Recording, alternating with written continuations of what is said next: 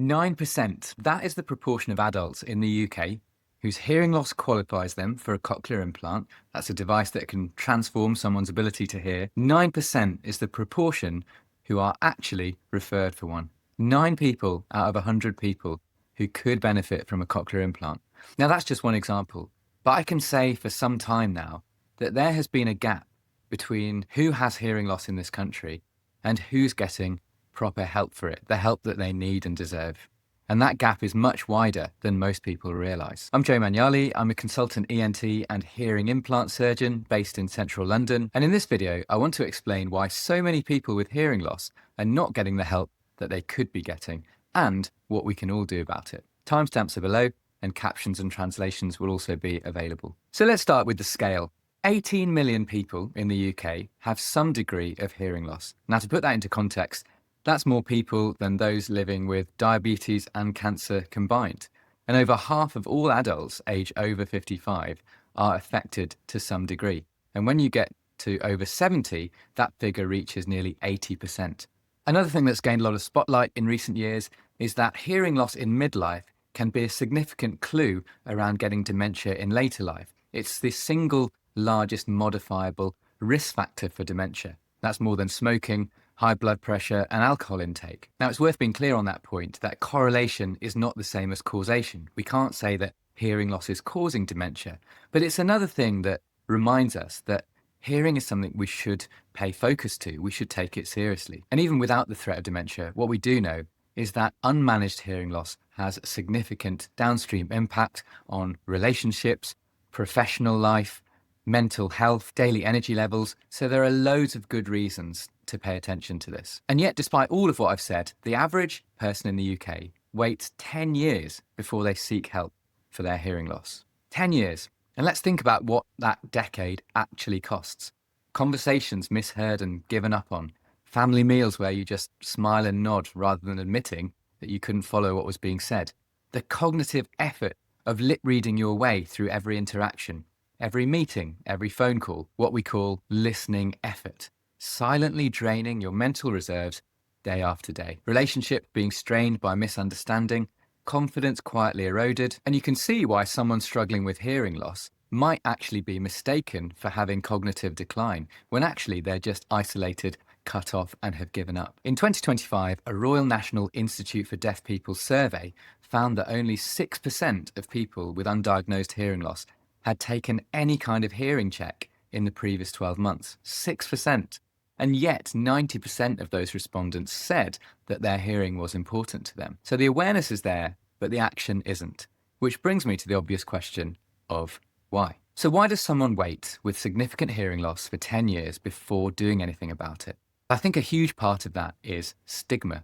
Despite everything we know about the impact of hearing loss, around half of people in the UK still associate hearing aids with old age, with frailty, with a kind of visible decline they're not ready to accept. A 2024 RNID survey found that 11% of people would rather continue living with hearing loss than wear a hearing aid. 11%, nearly 1 in 9 people choosing daily limitation and increased listening effort over an aid that might help them. Now, part of that is the gradual nature of the loss. Unlike a sudden hearing loss, which is a medical emergency, most hearing loss actually comes on gradually, slowly, so that people adapt to it, almost without noticing. They stop going to restaurants they used to love, they start turning up the TV loud, they ask people to repeat themselves so frequently that it just becomes a normal part of how conversations go.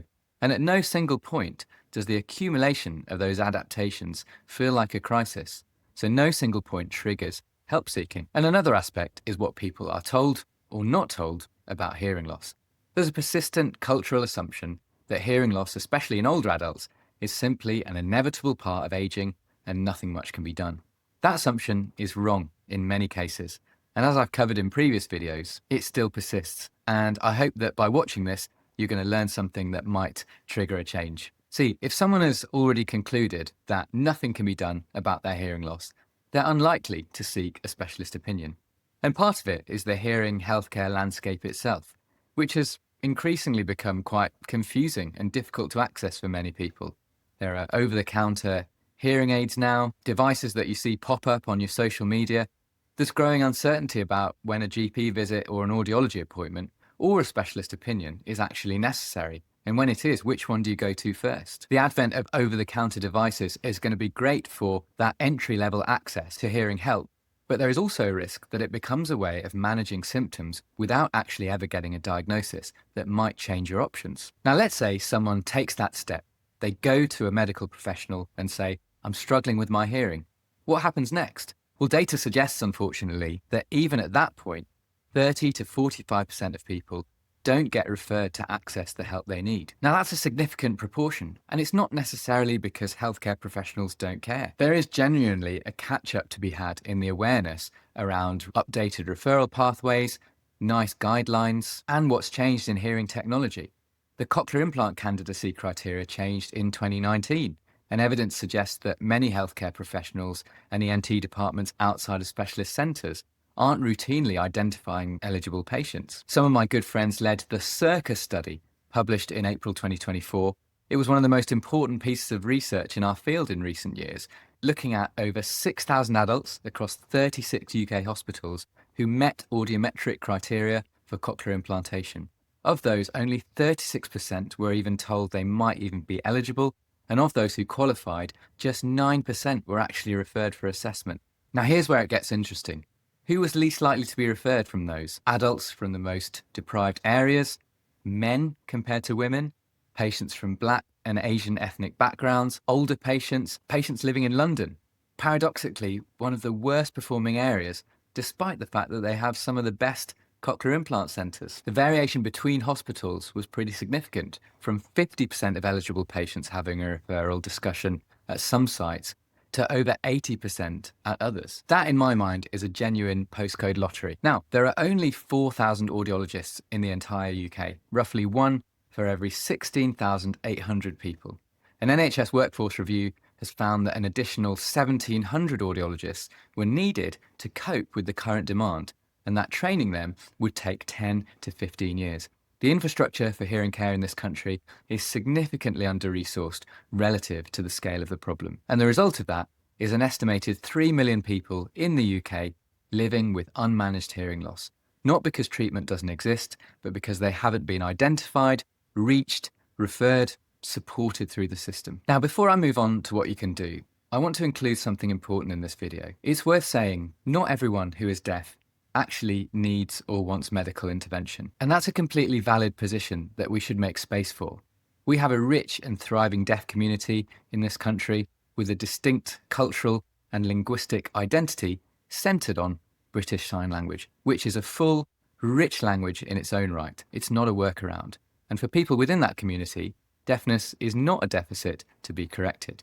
It is a way of being in the world with its own culture and community and history. And that perspective deserves genuine respect, not a footnote. And naturally, there is trust that needs to be built between healthcare professionals and the deaf community in that regard. Everything I'm saying here is not meant to aim to reduce the support that should be available for deaf children and adults within the deaf community. But at the very same time, someone who has had hearing, relied on verbal communication, and then lost hearing, those are the people that also deserve help and are not getting it. Expanding access and choice is the goal, not prescribing a single path for everyone. So, what can actually be done? If you have hearing difficulties and haven't done anything about it, please don't wait another year. Don't let that lost decade could make a significant change in the trajectory of someone's life. Make an appointment with an audiologist. Ask for a hearing test. Ask the question of whether there's a role for ENT here. And you don't have to wait until hearing loss is severe. The evidence shows very clearly that earlier intervention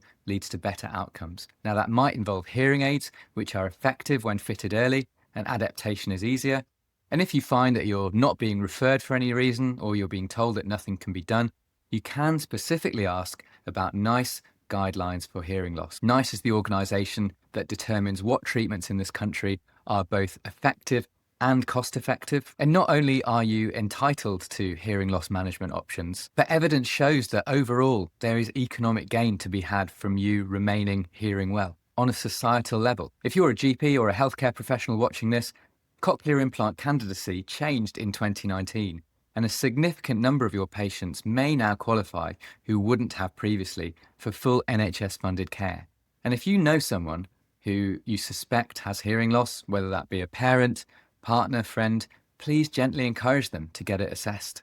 The stigma barrier is real, but it often only takes one conversation from someone who cares about them to change that trajectory. And I see it day after day in clinic. Because behind each one of those 9% who do get referred, there are 91% who don't. And each one of those is a person who might have had their hearing and their life genuinely changed before it's too late. As you can imagine, this is a huge topic, and this video is just the start. Do subscribe so you'll catch my further videos, which go into how to figure out if hearing loss is reversible and some of the options available in that scenario.